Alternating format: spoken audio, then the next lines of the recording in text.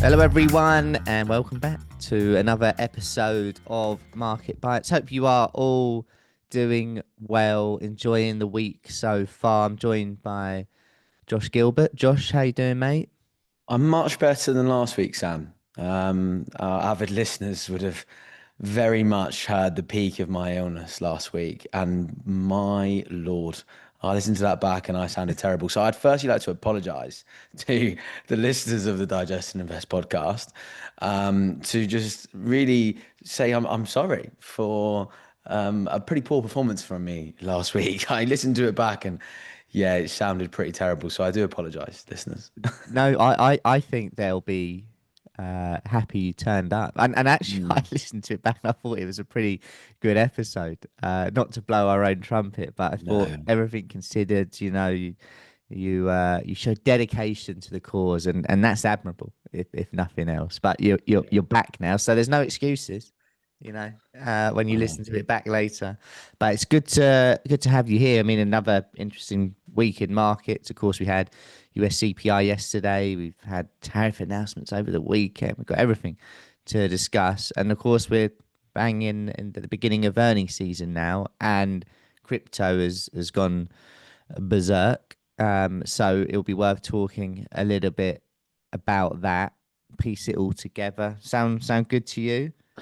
yeah, sounds good. Yeah, I mean, yeah, you're not wrong when crypto has sort of gone berserk. It was interesting though. Got a friend who works very closely in crypto, and he had made a point that we've hit a new all-time high for Bitcoin, but the sort of the Google Trends Mm, searches for Bitcoin is, at sort of like 3, 4, 5 year lows, which was really interesting. So I think we are seeing a bit of a shift in terms of who's buying, and yeah, we'll probably yes. get onto that a bit in a minute. But I think broadly, how are you feeling about the market right now? It's sort of sat at record highs, as we sort of said then, crypto flying. How are you feeling about things, mate? Yeah, it's an interesting one. I did a presentation yesterday for women in finance at the Mayfair Hotel in Mayfair. And I was speaking to my brother yesterday. My brother works in M&A, and he sort of messages me when he's half interested in investing. He, dollar cost averages in and sort of lump sum every now and then as well. And he was talking about how he's got money from coming in from a bonus or something like that, and he wanted to know when would be a good time to get in. Should he just lump sum now or wait for a dip? And it's a tricky one, I feel, at the moment in the market. I feel we're at all-time highs. Okay, so in theory, you've got to be optimistic, and certainly in the short term, I feel that I do feel positive. We've had recent tariff threats just over the weekend. Mexico and European Union got slapped. We gapped down a little bit Monday before recovering, finishing higher. We're also the inflation yesterday was a little bit hotter than expected. S&P then closed at higher as well, reversed any losses that it had. So on one hand, it's like, how can you be negative? But it does feel like maybe down the line there might be a bit of a move lower, which is why I'm just sort of telling my brother, it's not the worst thing in the world just to hold off a little bit if you're going to look to lump sum in. And also, if we look at what else is happening in the market right now, I saw something really interesting last week that there's $7.1 trillion in sort of money market funds at the moment, which just goes to show that there's a lot of sort of money sitting on the sidelines, potentially waiting for a dip. I think that's the most that's been for a while, 15% year over year in those funds as well. So when you talk about all the tariff noise that we've had, you talk about the economic uncertainty, you talk about geopolitical risk, and we're at all-time highs, and there's money on the market. It's kind of hard not to be positive right now. And also, what we would say is rates look like they're going to come down, albeit September rate expectations are sort of, I think, 50-50 ish now as well. So if rates come down, it's going to support those sort of higher market valuations that we're seeing in some places. We are actually expecting a half decent quarter two earnings, aren't we? Really? I mean, you have the quarter one stuff which was mixed. Nvidia probably saved it from an earnings point of view, but all the forward guidance was a little bit eerie. What tariffs going to do, and it's great. It felt like, or it's going to feel like potentially that a lot of markets are going to under promise to then over deliver, which is like the perfect recipe. It's what I love to see from companies. So hopefully it's going to be a little bit like that. You've got a weaker dollar this year, 7% or something. I know it's strengthened a tiny bit in the last few weeks, but when we talk about that from an earnings point of view, you've got 40% of S&P revenues are from abroad, so converting that back to a weaker dollar is great as well.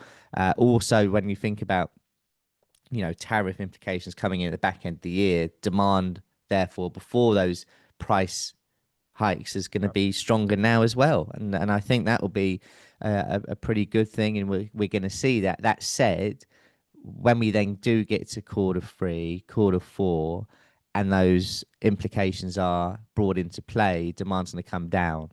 And I do then wonder if that's actually the cue for the market to go, oh, now we're going to come under a little bit of pressure, and then that dip comes in, and then it is a case of, well, that money that's on the sideline, if you give it a 10%, not saying that's going to happen, but if you were to get a 10% dip in, say, you know, end of September, October, I think that would be maybe the opportunity. If you could draw it up perfectly right now, positive for now. August, we know the VIX usually spikes. September, not a great month historically. Then we have the tariffs sort of really start to take effect, earnings season. Maybe that's when you get the dip. But so much changes in the market, you know. I mean, do you feel the same? Is there anything you would add? Yeah, I think maybe the only thing on earnings is that, yeah, we had that sort of low bar arguably coming in. But, when we think about the S&P 500, we've rallied 25%, haven't we, since that low in April. So maybe some of that positivity is maybe priced in. So you're still having that expectation of, there is almost that expectation now to beat expectations, right?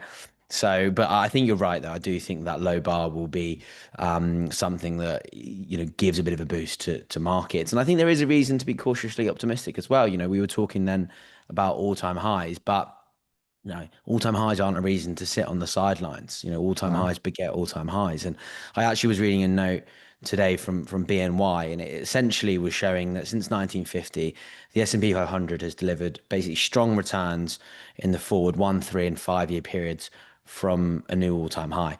Essentially, if it was a new all-time high trading day or it wasn't, the returns are essentially no different over those 1, 3, or 5-year periods since 1950. And essentially, it's just saying it's an all-time high. It's just like any other trading day. And I think investors are basically best served by viewing them all through the same lens. And it's arguably pointing to the view of not letting the fear of all-time highs keeping you on the sidelines, because I think really this year has once again showed that one of the biggest risks is sitting on the sidelines. Yeah, So, absolutely. stay invested, stay diversified, maintain that long-term perspective. Being out of markets has been a big risk this year. But I think you're right. I think the news flow has been positive. Yesterday, Nvidia back selling to Yes. China again. That's huge for them, and I think that will give the broader AI sector a bit of a lift as well. In Asia, China yesterday, GDP better than expected, even as we had those sort of Trump's tariffs coming through, and they've still got that, prolonged crisis in the property market weighing on growth a little bit. But the world's second largest economy grew by 5.2%. That's ahead of estimates, and I think it showed that the economy remained resilient. And I think that's positive broadly for markets, and especially markets in Asia as well. So, yeah, I think there's things to be positive about. I think you've got to take the positives in your stride. As you say, there are risks, of course. We've got that, tariff deadline coming up on the 1st of August. Obviously, right now we are seeing Trump sort of try and strong arm nations again. And maybe if we don't get them coming to the table, we might see, him maybe lose it a little bit, right? The taco trade has been, I think, why we're sat where we are, because he has sort of kind of gone against his word a few times, but we know that that can change. Yeah, I think reasons to be cautiously optimistic. Yeah, I'm with you. I'm with you. Cautiously optimistic, I think, is a good way to talk about the near term. The near term. Right, earnings is coming up. Then we're sort of having a few of the big banks at the moment. I think you've got Netflix, which I'm sure you'll talk about, coming up later this week. I'm just looking at some of the other dates that are available. Nvidia still haven't released their date, but Microsoft July the 30th, Apple the 31st. You've got Tesla and Google both on the 23rd, Meta on the 30th, as we mentioned, Netflix tomorrow. So they're coming thick and fast. Obviously, Nvidia, usually comes right at the very back end of each earning season to save the market. And maybe it is all just about what Nvidia do, but there's a lot that happens before that, Josh. So what's your focus, or is it literally just going to be Nvidia? Yeah, I think I mean, earnings growth is set to be a little bit tepid, which is something obviously to keep an eye on. And we've obviously got banks coming through Mm, this week as well. A few mixed results there. Also, it's a good sign of, what we're sort of seeing from a consumer health perspective. City were probably the standout so far this week. Solid buyback, mm, 25% jump in profit, decent numbers there. And then, of course, we always like to hear from Jamie Dimon. He was a little bit less positive on markets than what we were. Clearly, he needs to listen to the Digest and Invest podcast more often. yes. Um, but yeah, he was just sort of pointing to some of the risks that we mentioned as well, right? Tariffs, that trade uncertainty, obviously geopolitical conditions as well. He also spoke about the sort of the high fiscal deficits, particularly obviously in the US. And then he's talking about elevated asset prices as well, probably talking to valuations. So pretty much everything that we've mentioned. So you've hit the nail on the head, Jamie. We agree with you. But look, the big one I think this week is Netflix. Really, I think that'll Yeah. probably be the one that most investors look towards. It's done really, really well. It's had a really good couple of years. Ad-supported tiers have done really well. The move into sports broadcasting has, been a big boost. Whether that's through NFL, WWE has been a big one. It's promoted a lot on my Netflix Mm, anyway, and I think that will be really positive in terms of growing revenue growth over the last 3 months, through sort of Q2. And I think, look, if we look at Netflix in terms of what it's done over the years and where it's got to, it's dominated the streaming wars now, really. I think it's really fended off competitors very, very well. And it's really now turned into a bit of a sophisticated profit engine. As I said, that diversification into live broadcasting and then generating additional revenue from those existing users, through ads, right? Because they had that password crackdown. People were like, yeah. okay, is that really going to benefit? Well, clearly it has. And I think that's proven to be an effective combo. So I'd be surprised if we didn't get some good numbers. And they've also done what I think every streaming service is looking to do, and that's trying to keep us glued to our screens, right? That sort of watch time is really important. We obviously just had the third season of Squid Games coming Yes. up. That's just racked up some record viewership in its first 3 days of viewership viewing.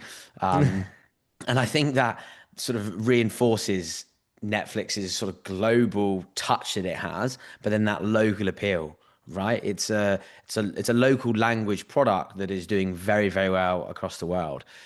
60 million views in its first 3 days. That's the biggest debut in that time frame as well. So again, that's good news heading into the second half of the year, right? So we might get some good news coming from a forecast perspective. And Mm, shares are, basically showing the market, really likes what they're delivering, up 90% in the last 12 months. As yeah. I say, cementing that position as the sort of the streaming king. And I think as they keep rolling out new revenue streams, there's ad supported tiers coming through that focus on live sports, localized content. I think future growth is going to keep coming through. So yeah, Netflix is the name I think will be the big ticket this week. We'll obviously keep one eye on the rest of those banks coming through. But yeah, hopefully it's not Nvidia to save the day come the back end of earnings season. Yeah, fingers crossed. Well, if we need it, it's got a good record of saving the day, isn't it? I mean, it's remarkable looking at just Netflix chart just while you're talking there, and then you look at November 21 to sort of mid 2022, and you'd feel it fell like 80%. I mean, it's just crazy to think that. And then the recovery, I mean, listen, timing the low is always tricky, but for it to then rally 700%, you just think, what an opportunity. Seriously. Wow. Mentioned Squid Games free. Have you watched it or not really your bag?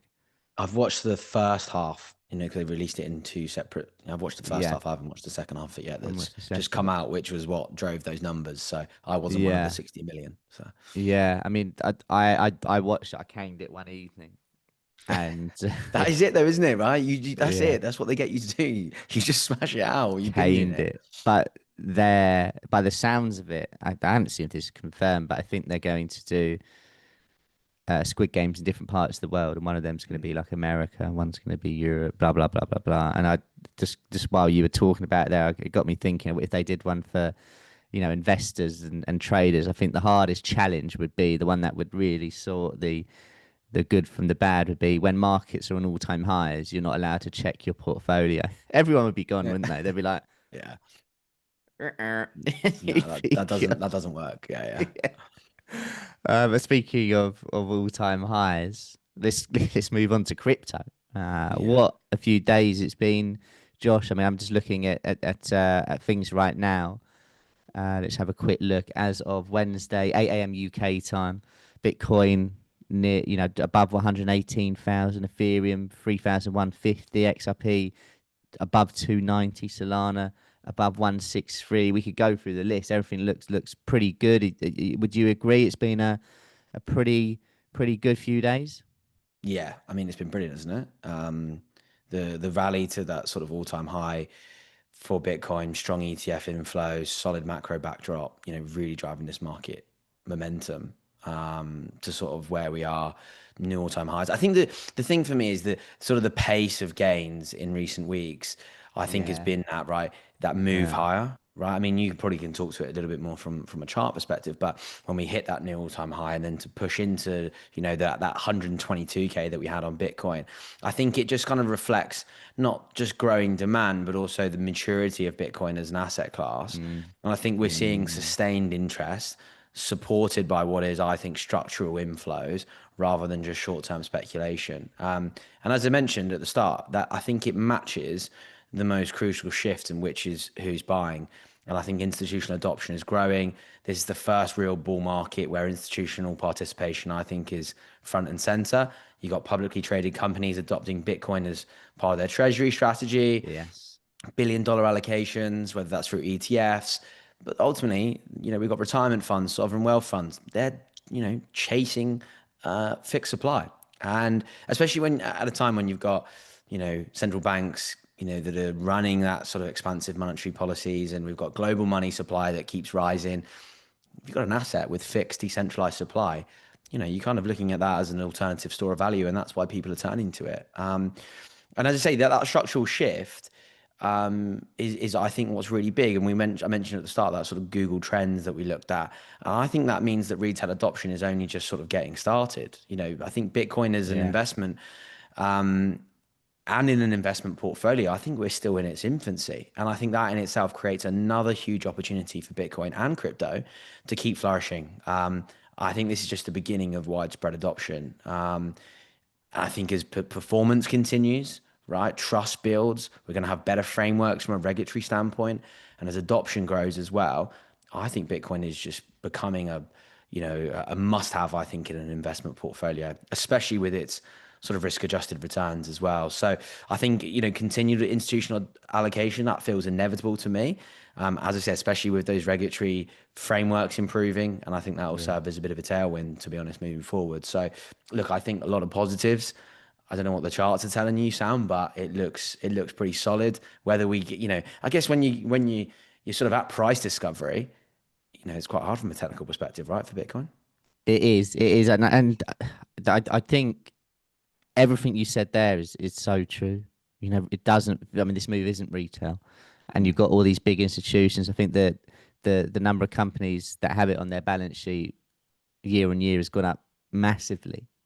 Just from where we were a year ago. So it feels good. It feels like a nice clean break higher for Bitcoin and other crypto assets as well. I'll come on to Bitcoin at the end, but Ethereum, at the moment, albeit the day hasn't finished, but it's going to set to be the first sort of daily close above, well, considerably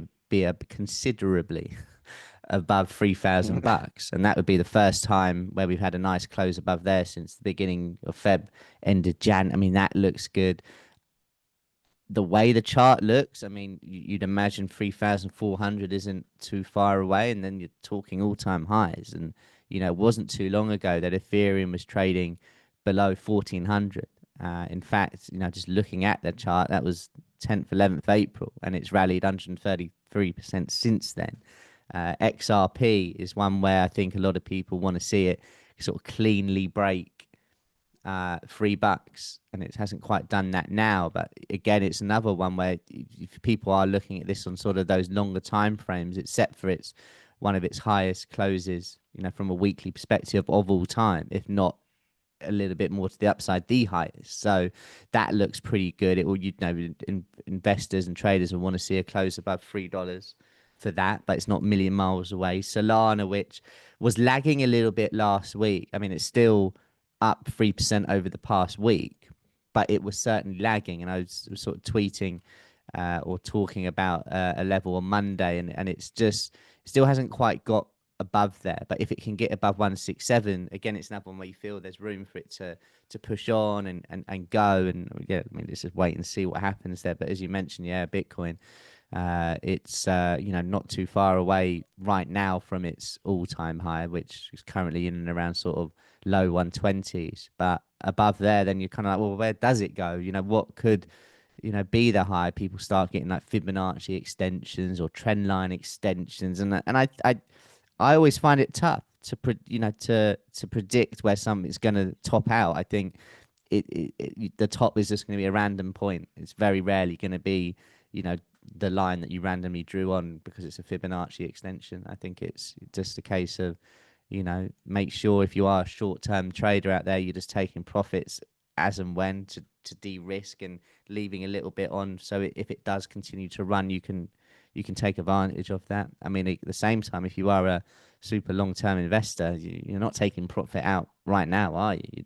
You're happy to hold. What will be interesting though, I think, especially with all the companies now that have Bitcoin allocation, is what happens in a bad year.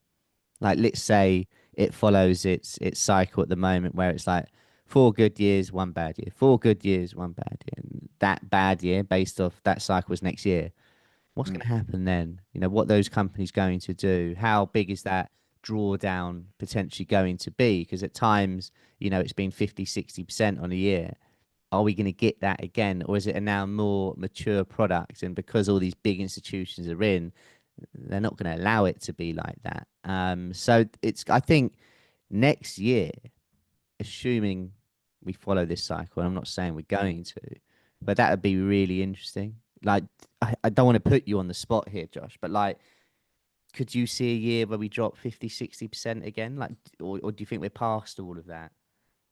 It feels unlikely, really, doesn't it? It I think, to does. be honest, it does feel a bit unlikely, but also at the same time, if we're following that 4 year cycle, maybe we get a red year, right? Maybe we do get a red year, but it's not as red as what we've had in, Mm, in previous years. And I think in terms of, we think about the ETF allocation, the maturity, the only thing I think that could, maybe potentially see that sell off is that, although I do think these inflows are a bit more structural, and I think they're more long term, and we're holding this asset for, on balance sheets and etc. If we see a bigger part of Bitcoin being used in, by traders, by Wall Street, if it's being more, commonly used in active portfolios, if we do get a bit of a bear market coming, if we do get risk assets selling off, that's going to be the first thing that goes, right? It will mm, be treated like any other asset in that sense. And that could, drive then liquidations, and that could drive, prices a little bit lower. But I don't think we'll get that sort of downside that we've had in previous years to the same extent. I think we're maturing as an asset class. So I think to see 40, 50% drop again would surprise me, to be honest.